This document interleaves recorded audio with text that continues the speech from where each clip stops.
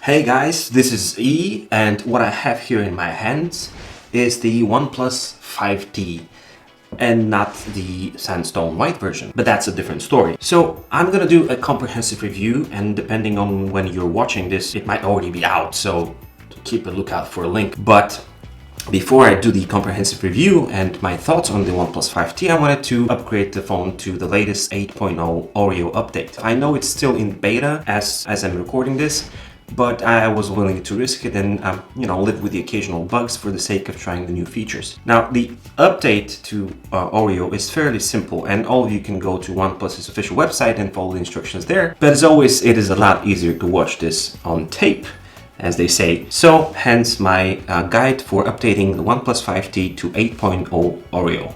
Let's get started.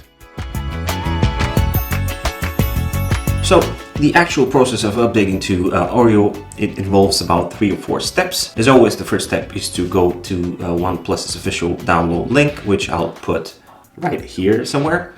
And once you do that, you download a file which is about 1.7 gigabytes in size.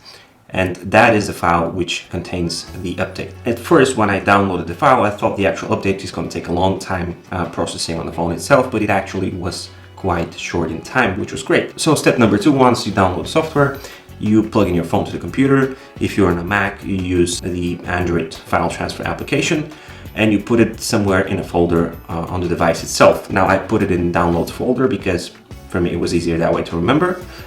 And finally, step number 3 is to reboot your phone in safe mode. That is actually very simple. Once you turn off the device, you have to hold in the power button and the volume down button simultaneously for a couple of seconds and keep holding it while it's rebooting until you get a screen which is asking you what to do next. The final step would be to choose install from storage and point to the folder where you place the file, and now in my case that was the downloads folder. You select that and you confirm that you want to install the update, and you give it a couple of minutes and you're pretty much good to go.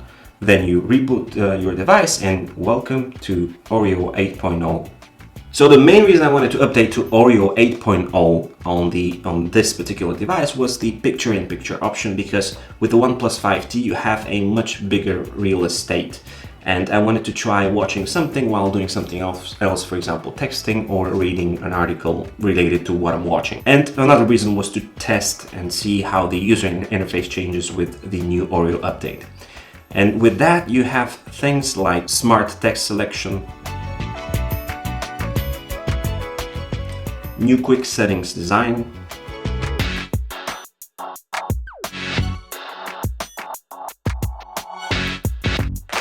options to upload photos to Shot on OnePlus using their dedicated application, and pretty much icon options with shortcuts and other UI improvements. Overall, for about a day of usage, I can say that I've had problems only with the picture-in-picture options, specifically with the YouTube app. For some reason, it doesn't want to work. I tried having the YouTube video full screen before I go to the home screen.